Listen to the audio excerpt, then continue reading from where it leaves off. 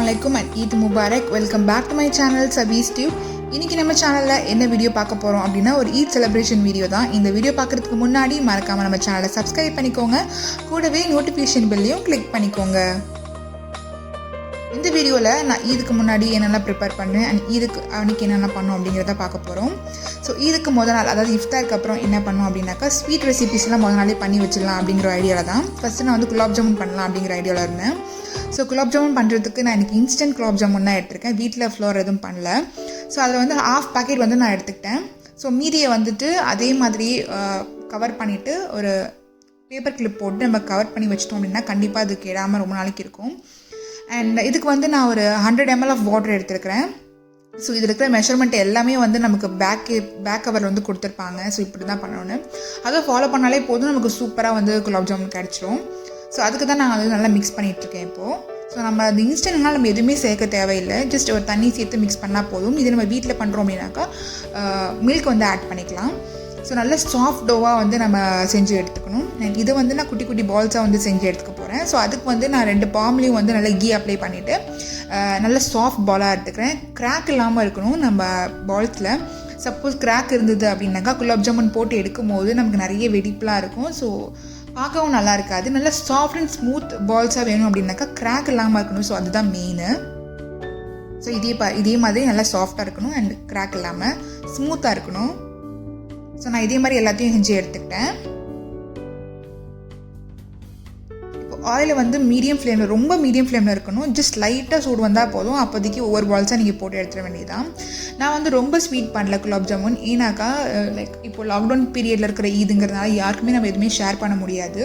So அதனால் நாங்கள் 2 பேர் தான் அப்படிங்கிறதுனால எல்லாமே ரொம்ப கொஞ்சம் குவான்டிட்டியாக தான் பண்ணினேன். பட் வெரைட்டியாக இருக்கணும்னு சொல்லிட்டு ஒரு 4-5 வெரைட்டி மட்டும் பண்ணேன். ஸோ அப்படி தான் போச்சு எங்களுக்கு இந்த லாக்டவுன் ஈது. எல்லா பால்ஸும் போட்டதுக்கப்புறமா நல்லா ஈவனாக கலர் வந்து கோல்டன் ப்ரௌன் ஆனதுக்கப்புறமா நம்ம வெளியே எடுத்துக்கலாம். ஸோ இது இங்கே வெந்துட்டு இருக்கும்போது நான் எதுவும் சுகர் சிரப் செய்ய ஆரம்பிச்சிட்டேன். சுகர் சிரப் பண்ணுறதுக்கு நான் அதுக்கு 200 கிராம் ஆஃப் சுகர் எடுத்துக்கிறேன். ஸோ அந்த 200 கிராம் ஆஃப் சுகர் எந்த கப்பில் மெஷர் பண்ணணும் அதே கப் அளவுக்கு வந்து வாட்டர் வந்து ஆட் பண்ணிக்கிறேன். 1 கப் ஆஃப் சுகருக்கு 1 கப் ஆஃப் வாட்டர் அப்படிங்கிற மெஷர்மெண்ட்டு தான்.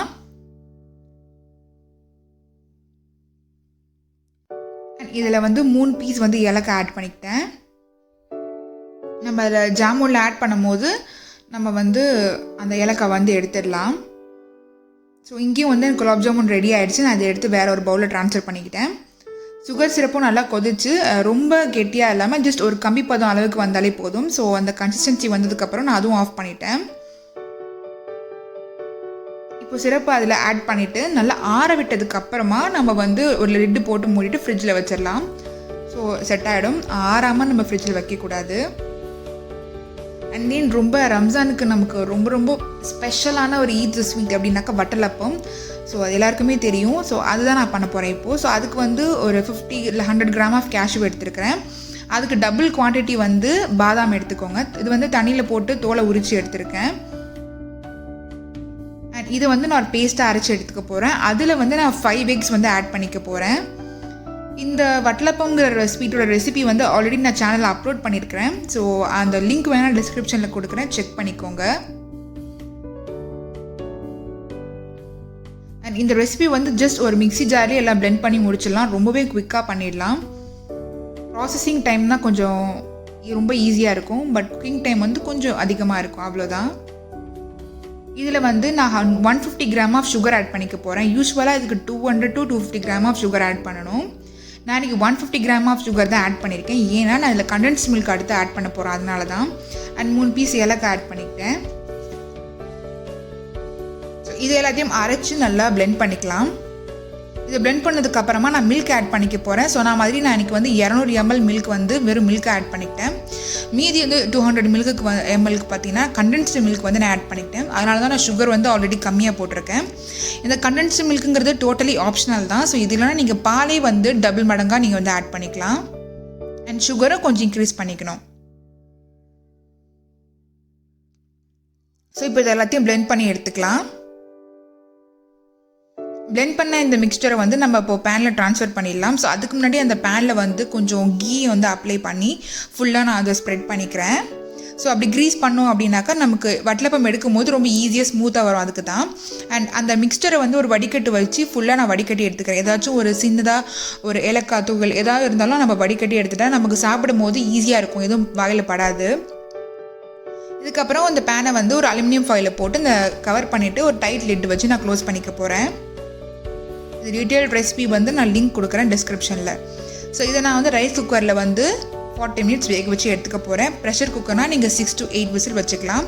ஸோ வட்டலப்பமும் அதுக்கப்புறம் ரெடி ஆகிடுச்சு. ஸோ அதை ஓப்பன் பண்ணி வெந்திருக்கான்னு ஜஸ்ட் நைஃபை வச்சு செக் பண்ணி பார்த்துட்டு நான் அதுக்கப்புறம் வெளியே வச்சு சூடாக இருக்கும் இல்லையா, அது ஆனதுக்கப்புறமா நம்ம ரெஃப்ரிஜிரேட்டரில் வச்சிட்டோம் அப்படின்னாக்கா நாளைக்கு காலை சாப்பிடும் போது சூப்பராக இருக்கும்.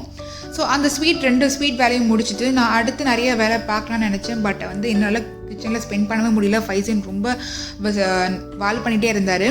அண்ட் தென் அதுக்கப்புறம் வந்து வீடு க்ளீனிங், அதுக்கப்புறம் மோப்பிங், எல்லாமே வேக்யூமிங் எல்லாம் பண்ணிவிட்டு கிச்சன் க்ளீன் எல்லாம் பண்ணிவிட்டு ஸோ நைட்டு அப்படியே ஒரு 11 o'clock ஆகிடுச்சு படுக்கிறதுக்கு. ஸோ ஃபைசன் அப்புறம் வந்து தூங்கிட்டான்.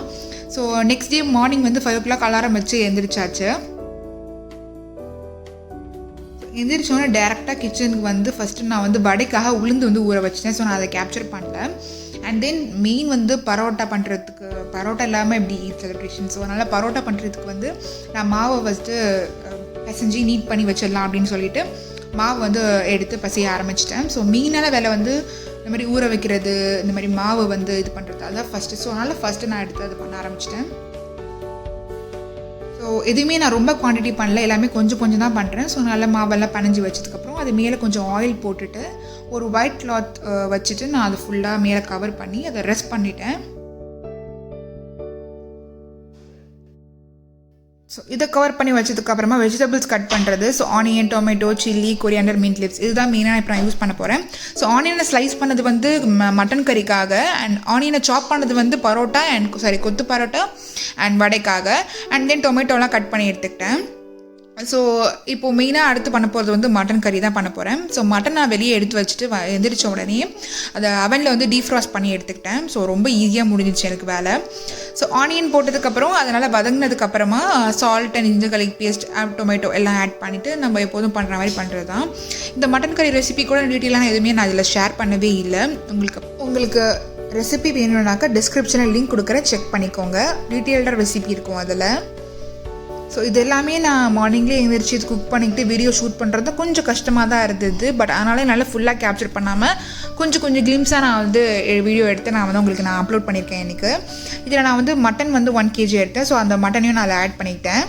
எல்லாத்தையும் ஆட் பண்ணதுக்கப்புறமா மிக்ஸ் பண்ணிவிட்டு வாட்டர் ஆட் பண்ணிவிட்டு நம்ம அது வந்து ஒரு 3 விசில் வச்சு எடுத்துக்க வேண்டியதான். ஸோ அதுக்கப்புறம் potato and coconut cream add பண்ணி அதுக்கப்புறம் ஒரு விசில் வச்சு எடுத்தோம்னாக்க குழம்பு ரெடி ஆகிடும்.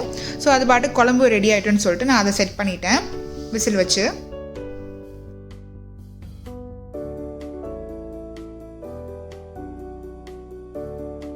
கொத்து பரோட்டாக்கு தேவையான கேரட் வந்து கட் பண்ணி எடுத்துக்கிட்டேன். ஸோ மாவும் வந்து 1/2 an hourக்கு மேலே ஆயிடுச்சு. அதுக்கப்புறம் அதையும் வந்து பால்ஸ் பண்ணிடலான்னு சொல்லிட்டு அதுவும் எடுத்து மறுபடியும் நீட் பண்ணிவிட்டு நான் அதை வந்து தனித்தனியாக பிரித்து ஒரு குட்டி குட்டி பாலாக பிரிக்க ஆரம்பிச்சிட்டேன்.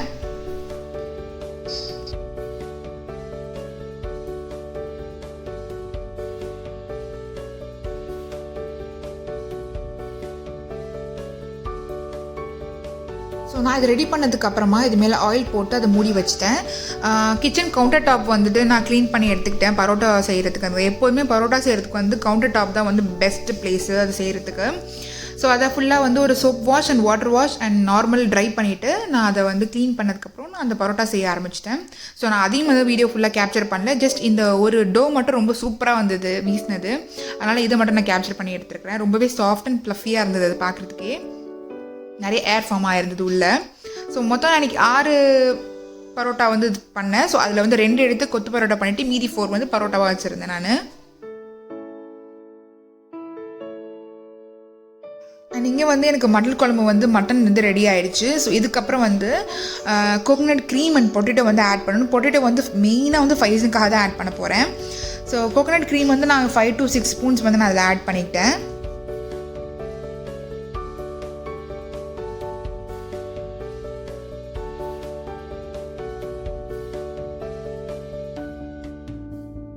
அதுக்கப்புறமா ஜஸ்ட் ஒரு 4 பீஸ் வந்து பொட்டேட்டோ ஆட் பண்ணிக்கிட்டேன். பொட்டேட்டோ வந்து கரெக்டாக ஒரு விசில் தான் வேகணும். அதுக்கு மேலே வந்துச்சு அப்படின்னாக்கா அது மசிஞ்சு ஆரம்பிச்சிடும். ஸோ குழம்புல வந்து டேஸ்ட் இறங்கிடும் டிஃப்ரெண்ட்டாக.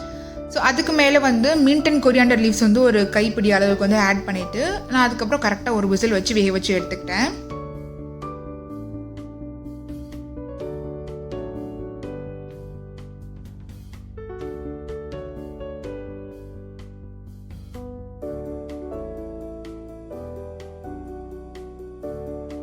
ஸோ இந்த வேலையெல்லாம் முடிக்கிறதுக்கே எனக்கு வந்து டைம் 7 o'clock ஆகிடுச்சு. ஸோ அண்ட் 8:30க்கு வந்து பார்த்தோன்னா ப்ரேயர் டைம். ஃபைசன் ஆல்ரெடி குளித்து அவரெல்லாம் ரெடி ஆகிட்டார். அண்ட் இதுதான் வந்து நான் ரம்ஜானுக்கு வந்து என்னோடய ட்ரெஸ்ஸு. நான் வந்து இங்கெல்லாம் வாங்கலை, இது இந்தியாவில் வந்து வாங்கி எடுத்துகிட்டு வந்தாச்சு. ஆர்டர் பண்ணும், பட் இன்னும் கைக்கு கிடைக்கல. இந்த ட்ரெஸ் வந்து ஒரு லாங் குர்த்தி தான்.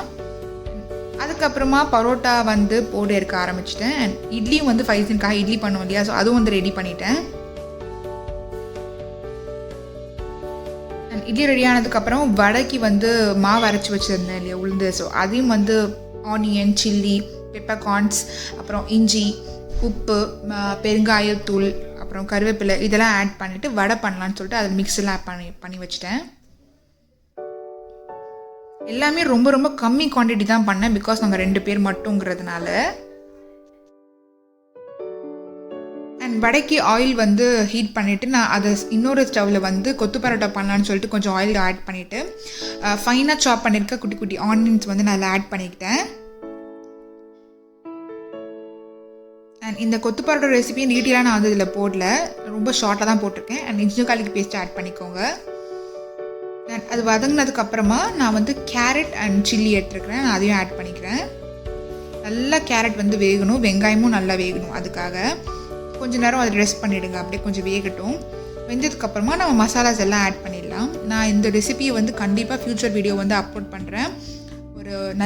ஒரு சூப்பர் பர்ஃபெக்டாக அப்லோட் பண்ணுறேன். இப்போ நான் வந்து ரொம்ப கிளியராக எடுக்கல. அண்ட் இதில் வந்து நம்ம சிக்கன், மட்டன்லாம் ஆட் பண்ணால் ரொம்ப சூப்பராக இருக்கும். நான் வெறும் எக் மட்டும் தான் ஆட் பண்ணேன்.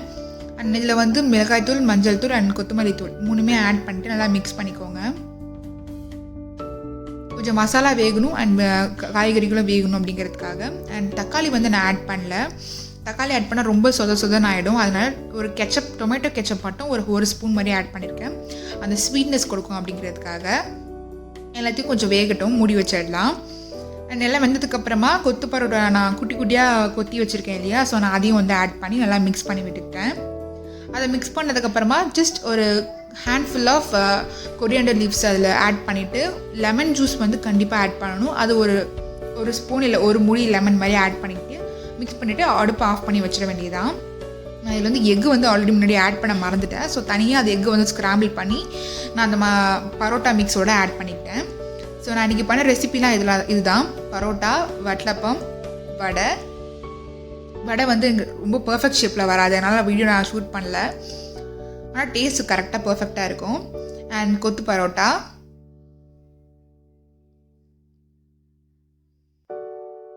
அண்ட் குலாப் ஜாமுன் நான் நேத்தி பண்ணி வச்சுட்டேன்.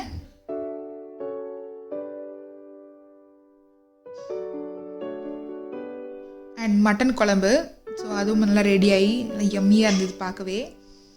அண்ட் வட்டலப்பம் வந்து ரொம்பவே சூப்பராக வந்தது. ஸோ அதை நான் கட் பண்ணி உங்களுக்கு பீஸ் பண்ணிவிட்டு நான் உங்களுக்கு காமிச்சிருக்கேன்.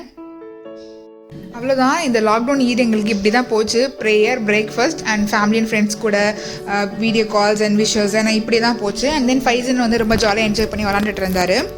அண்ட் பிரேக்ஃபாஸ்ட்டே ரொம்ப ஹெவியாக இருந்ததுனால நாங்கள் லஞ்ச் எதுவும் ஸ்பெஷலாக பண்ணல. ஆப்வியஸ்லி ரம்ஜான்னாலே வந்து பிரியாணி இருக்கும், பட் நாங்கள் எதுவுமே பண்ணல. பிரேக்ஃபாஸ்ட்டே லெஃப்ட் ஓவர் இருந்தது, நாங்கள் அதையும் மதியத்துக்கு நாங்கள் யூஸ் பண்ணிக்கிட்டோம். அண்ட் இந்த வீக்கெண்ட் வந்து லாங் வீக்கெண்ட், அதாவது லாங் வீக்கெண்ட்னா சாட்டர்டே, சண்டே அண்ட் மண்டே 3 நாளும் கண்டினியூஸாக வந்து லீவ் இருக்கும். அதனால் வந்து மண்டே வந்து பிரியாணி பண்ணலாம் அப்படின்னு சொல்லிட்டு அதுவும் டிஃப்ரெண்ட்டான ஒரு பிரியாணி ட்ரை பண்ண போகிறேன். கண்டிப்பாக அந்த வீடியோ வந்து நான் நம்ம சேனலில் வந்து அப்லோட் பண்ண போகிறேன். அதனால சொல்லிட்டு நாங்கள் இன்றைக்கி ரொம்ப சிம்பிளாக வந்து லஞ்ச் மெனுலாம் அங்கே முடிச்சுக்கிட்டோம். அண்ட் தென் ஃபைசன் கொஞ்சம் வெளியே போய் விளாண்டுட்டு இருந்தார். அவருக்கு பேண்ட் போட்டாலே வெளியே போயிடும். வெளியே போய் கொஞ்சம் வாக் பண்ணி விளாண்டுட்டு இருந்தார்.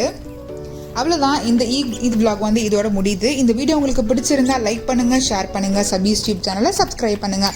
தேங்க்ஸ் ஃபார் வாட்சிங் அண்ட் கீப் சப்போர்ட்டிங்.